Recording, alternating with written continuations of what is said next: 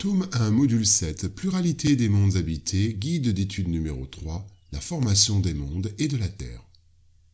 Concernant la formation des mondes, Allan Kardec signale, dans le livre des esprits, l'univers comprend l'infinité des mondes que nous voyons et ceux que nous ne voyons pas, tous les êtres animés et inanimés, tous les astres qui se meuvent dans l'espace ainsi que les fluides qui le remplissent. La raison nous dit, poursuit Kardec, que l'univers n'a pu se faire lui-même et que, ne pouvant être l'œuvre du hasard, il ne peut être que l'œuvre de Dieu. Cependant, comment Dieu a-t-il créé l'univers ? Allan Kardec, écoutant les esprits supérieurs, nous donne les explications suivantes. Dieu étant par sa nature de toute éternité, a créé de toute éternité, et cela ne pouvait être autrement. Car à quelques époques lointaines que nous reculions en imagination les limites supposées de la création, il restera toujours au-delà de cette limite une éternité durant laquelle les divines hypostases, les volitions infinies, eussent été ensevelies dans une muette léthargie inactive et inféconde, une éternité de mort apparente pour le Père éternel qui donne la vie aux êtres, de mutisme indifférent pour le Verbe qui les gouverne, de stérilité froide et égoïste pour l'esprit d'amour et de vivification. Comprenons mieux la grandeur de l'action divine et sa perpétuité sous la main de l'être absolu.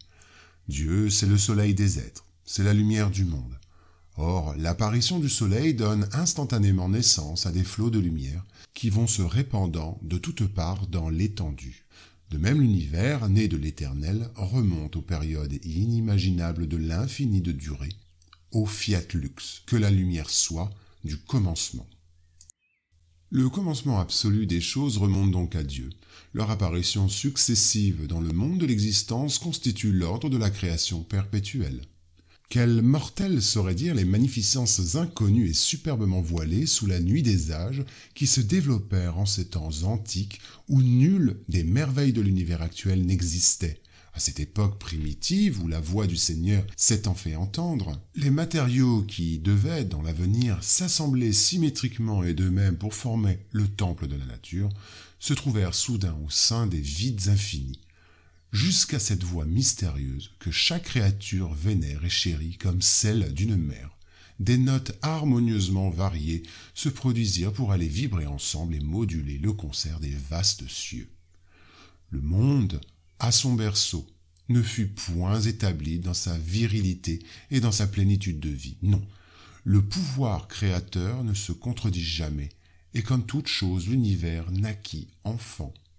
Revêtu des lois mentionnées plus haut et de l'impulsion initiale inhérente à sa formation même, la matière cosmique primitive donna successivement naissance à des tourbillons, à des agglomérations de ce flux diffus, à des amas de matière nébuleuse qui se divisèrent eux-mêmes et se modifièrent à l'infini pour enfanter, dans les régions incommensurables de l'étendue, diverses centres de création simultanés ou successives.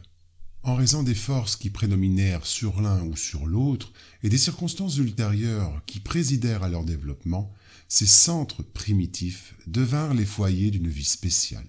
Les uns, moins disséminés dans l'espace et plus riches en principes et en forces agissantes, commencèrent dès lors leur vie astrale particulière. Les autres, occupant une étendue illimitée, ne grandirent qu'avec une extrême lenteur ou se divisèrent de nouveau en d'autres centres secondaires. En nous reportant à quelques millions de siècles seulement au-dessus de l'époque actuelle, notre Terre n'existe pas encore, notre système solaire lui-même n'a pas encore commencé les évolutions de la vie planétaire.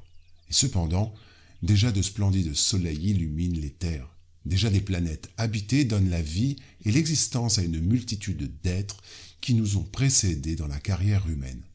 Les productions opulentes d'une nature inconnue et les phénomènes merveilleux du ciel développent sous d'autres regards les tableaux de l'immense création. Que dis-je ?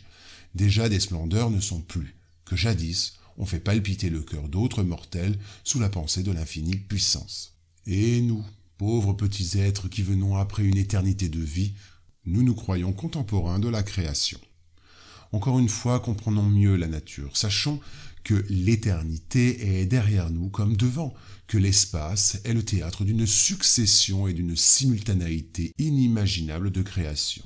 Telles sont les nébuleuses que nous distinguons à peine dans les lointains du ciel, sont des agglomérations de soleils en voie de formation.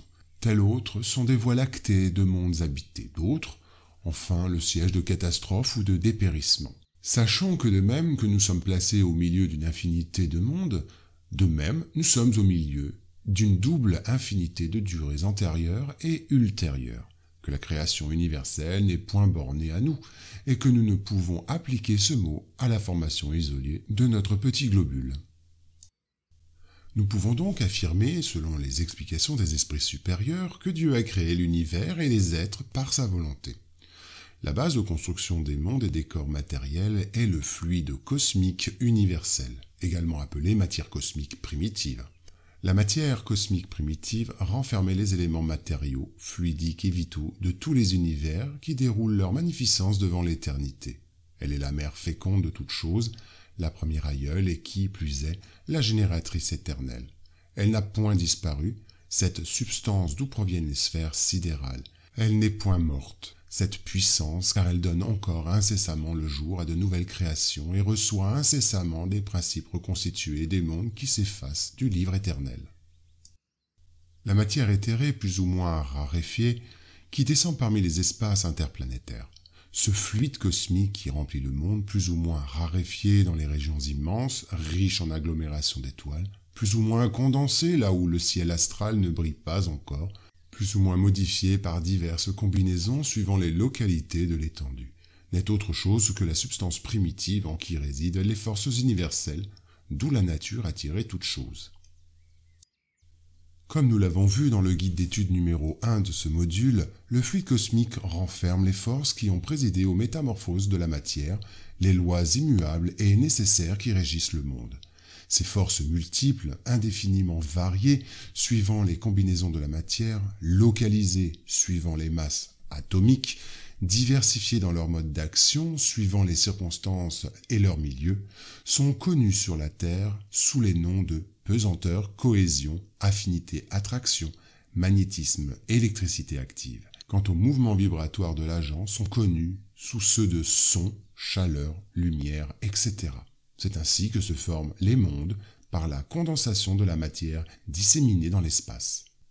Quant à la formation de la Terre, le monde spirituel affirme généralement qu'il existe une communauté d'esprits purs et élus par le Seigneur suprême de l'univers, tenant dans leurs mains les rênes qui régissent la vie de toutes les collectivités planétaires. Cette communauté d'êtres angéliques et parfaits, dont Jésus est l'un des membres divins, s'est réunie à 2 reprises au cours des derniers millénaires à proximité de la Terre, afin de donner une solution aux questions décisives de l'organisation et de la direction de notre planète. La première a eu lieu quand l'orbe terrestre se détachait de la nébuleuse solaire afin de tracer, dans le temps et dans l'espace, les balises de notre système cosmogonique et les préambules de la vie dans la matière en ignition sur la planète. La seconde, à la décision de la venue du Seigneur sur Terre, pour apporter à la famille humaine la leçon immortelle de son évangile d'amour et de rédemption. Ainsi, sous la direction de Jésus, le gouverneur spirituel de la Terre, et ses desseins divins, nous avons des informations sur la formation de la planète. La Terre porte en elle les traces évidentes de sa formation. On en suit les phases avec une précision mathématique dans les différents terrains qui composent sa charpente. L'ensemble de ces études constitue la science appelée géologie, science née de ce 19e siècle et qui a jeté la lumière sur la question si controversée de son origine et de celle des êtres vivants qui l'habitent. Ici, il n'y a point d'hypothèse. C'est le résultat rigoureux de l'observation des faits, et en présence des faits, le doute n'est pas permis.